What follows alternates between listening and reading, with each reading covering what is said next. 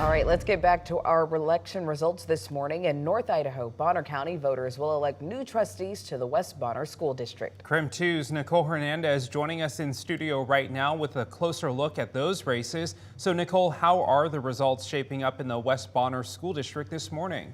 So Tim Channing, voters are electing new trustees to the West Bonner School District, and there's actually been a lot of drama around the district the past few months. They hired a new superintendent who has since resigned, and someone made a criminal complaint against one of the trustees up for re-election.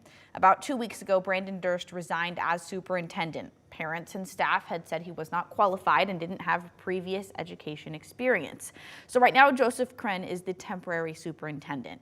Meanwhile, the Bonner County Sheriff's Office is investigating a criminal complaint against current trustee Troy Reinbold.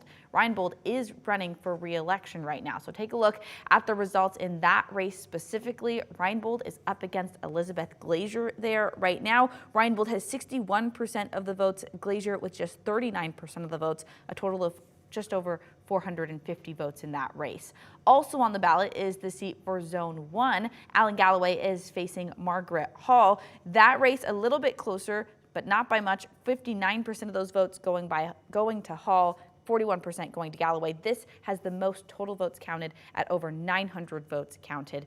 And then finally, the seat for Zone 5, Kathy Nash is running against Carolyn Barton. Taking a look at the results there, 60% going to Nash, 40% going to Barton there. Just about a 200 vote difference there in the total vote count. So we will, of course, continue tracking these results throughout the day as North Idaho continues sending in more ballot counts. In studio, Nicole Hernandez, KREM 2 News.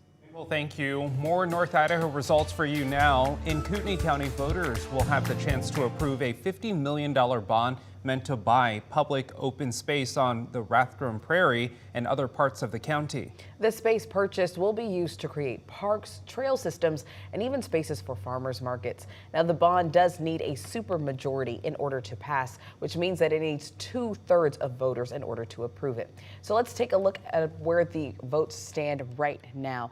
At this 6:30 time, right now, 47% of people are voting for, 53% though voting against. Now, when we first had these results a little bit earlier in the show, this was flip-flopped, but right now with this newest batch of votes that we've gotten in, we've learned that 53% of voters there are voting against. Well, Kootenai County had a few election night bumps, but that didn't stop voters from showing up. In Post Falls, 2 polling locations lost power. Voters had to cast their ballots by using a flashlight, but the Kootenai County Elections Office said it didn't shut down operations.